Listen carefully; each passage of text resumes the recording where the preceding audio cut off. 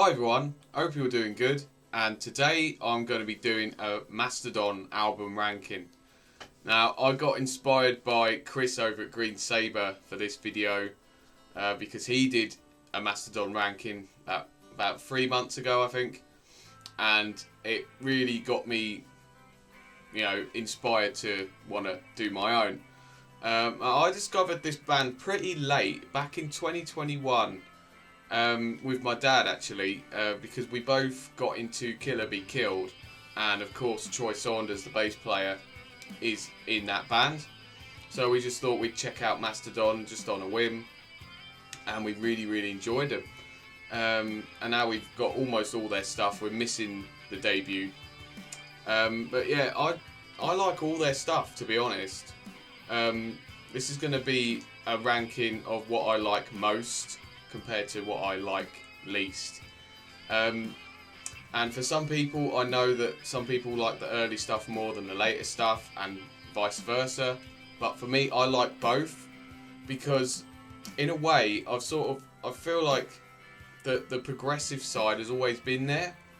For the early albums, the aggression and the rawness was sort of here, but the progressiveness was sort of here. It was still there, but not at the forefront. But as they've gone on, and with each album, it's sort of gone like that, and the progressive side has taken over, and the aggression has really come down. But yeah, I really enjoy this band, and it's I'm really excited to get into my ranking.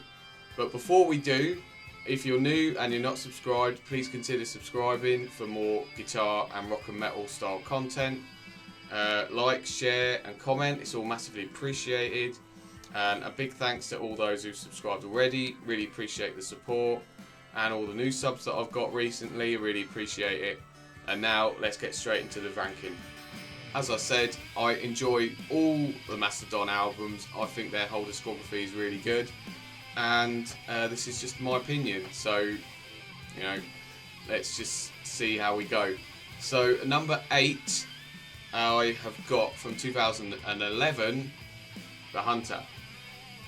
And first, when I first heard this, I didn't like it, but as I've listened to it again for this ranking, I actually feel that it's not as bad as I remembered, but it is quite a forgettable album, and that's why I've got it at the bottom, because none of the songs sounded very cohesive, very memorable. For me, this is the start of their little down period, if you can even call it that much of a down period. There are songs that I did enjoy of this album, like the first song, Black Tongue, I thought was pretty good. Stargasm as well, I thought was pretty cool. The title track, The Hunter, has got an amazing guitar solo in it. Spectre Light, I thought was really good as well. But yeah, as I said, quite a lot of the other songs are quite forgettable, and especially Creature Lives, I really didn't like that song. But apart from that, it's a decent album, but not high on the list for me. So coming in at number 7, I have got the one that followed it from 2014, Once More Around the Sun. And I think this one's just a little bit better. I still think that this is in the little dip, but then after this they got out of the dip and started making some really good stuff again. But yeah, I just think this one's just a little bit better. The second half of the album I do really enjoy. I think it's just a little bit better than the first half. When you got songs like Feast Your Eyes, Aunt Lisa, Halloween, and the last song, Diamond in the Witch House, is an amazing song. I really enjoy that one. But there are some good songs in the first half as well. The first song, Tread Lightly, I think is really cool. High Road as well. Chimes at Midnight, really good. The Motherlode is alright. Yeah, but for me, I prefer the deep cuts on this album. And yeah, I just feel like that this album is just not quite as consistent as the other albums, so that's why I've got that one at number 7. Number 6, I've got Hushed and Grim from 2021. And for it being really long, I still think this is a really good album. It's really grown on me. The more I've heard it, the more I've enjoyed it. However, you can't get away from the fact that it's 15 songs and nearly an hour and a half long. It's just too long, and for me, I would have cut a couple of songs, especially The Beast and Dagger. Those 2 songs I don't think are that good. But to be honest, the rest of it is fantastic. It's probably their most progressive sounding album. There's a lot of sort of slower moments throughout, but there are still some heavy bits in there. And there are some amazing guitar solos from Brent Hinds. Probably his best guitar solos are on this album. They are just fantastic. And yeah, some of my favourite songs would include the first song, Pain with an Anchor, I think is really good. The Crux, Tear Drinker, I absolutely love that song. I always get the chorus melody stuck in my head. Pushing the Tides as well is a great one. I really like Had It All. It's a bit of a sort of power ballad, but it's got a real Soundgarden vibe in the middle of the song, and they get Kim Taeyol to do a really nice guitar solo as well. It just reminds me of Soundgarden. That's why I like it.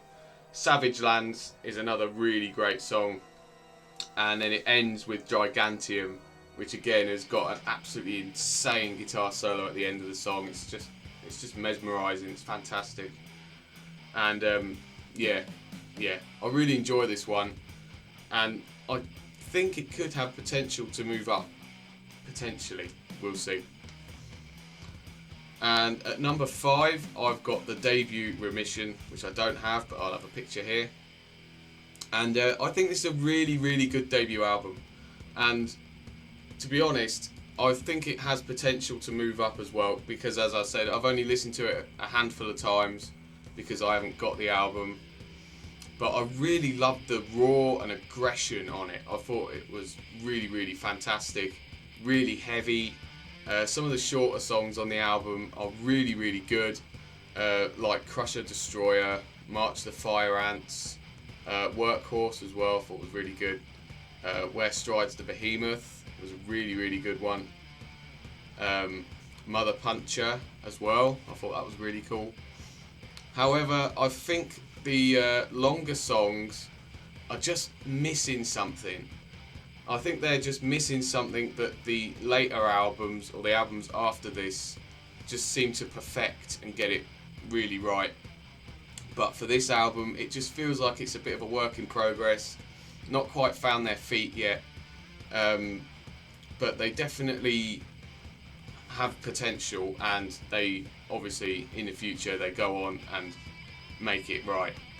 Moving into the top 4 now, and coming in at number 4, I've got from 2017 Emperor of Sand. Now for some people this might be too high, although I know that Kris really likes this album as well. He had it actually higher than me, but for me personally, I absolutely love this album, and I feel like that it's been getting better and better every time I hear it. And I think it's just fantastic from start to finish. It's very progressive, but it also still has its heavy moments as well. I'd say that this one is probably a little bit more commercial. This one's very easily accessible, I would say, compared to most of their albums. So I think that this one would be perfect for someone who's never listened to the band before. This one would be the perfect place to start. And yeah, I think this album is just really, really good from start to finish. As I said, every song is just really good. Some of my favourite songs has got to be Sultan's Curse, Show Yourself, I think is really good. Steam Breather is amazing. Roots Remain, I absolutely love that song. Clandestiny, I think is really cool. Andromeda's got a really great guitar riff in it. Scorpion Breath, and it closes with Jaguar God, which is an amazing, epic outro song. And I would also say that For Roots Remain, that is just an amazing song. I just love how that song flows from start to finish. It's got an amazing guitar solo in it, and again Brent Hyde's guitar solos on here. It's just fantastic. All the vocals are great.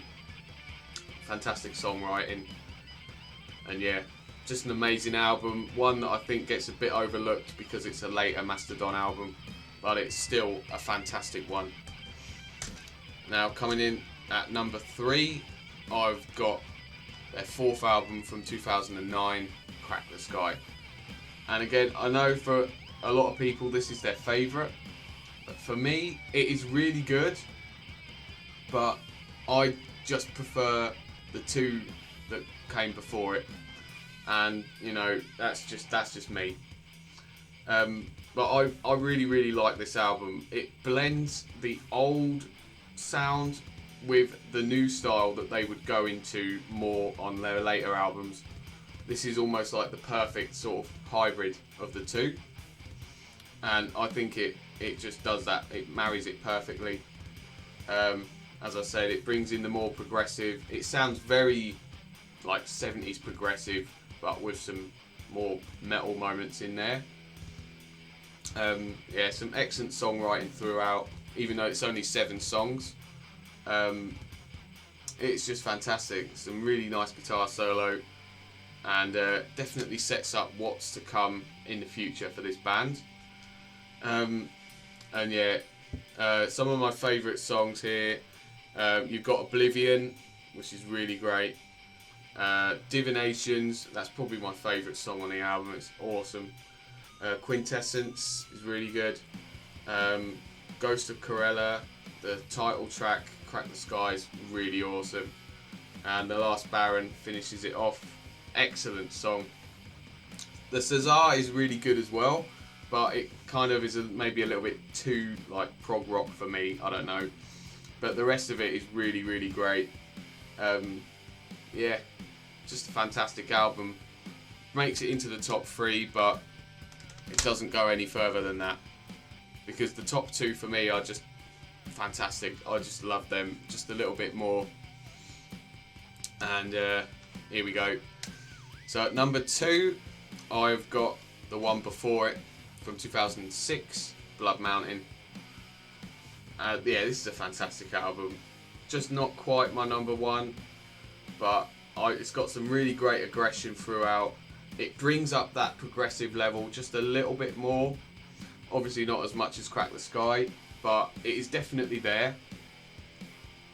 And yeah, I think the first half of this album is just absolutely flawless.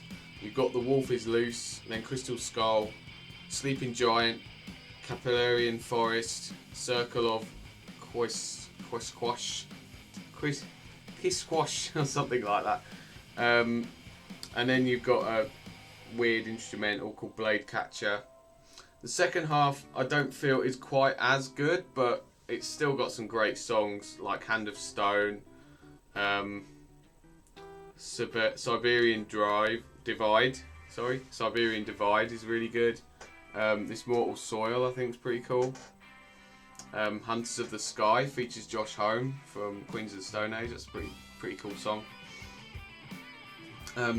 Yeah, it's a really great album. Maybe the last song isn't quite as good, but the rest of it is just absolutely stunning. And yeah, really aggressive, bringing in more of that progressive sound. Just fantastic. And yeah, that's my number 2. So that gives away my number 1, and of course it's the second album from 2004, Leviathan. And for me this is almost perfect, and it just edges it for me. This is almost like the perfect balance of Blood Mountain and Remission, where it sort of refines that progressive sound a bit more, but it still has that really crazy aggression and raw sound that Remission has. As I said, this definitely fulfills the potential that Remission had for me, and that's why I think it's my number 1.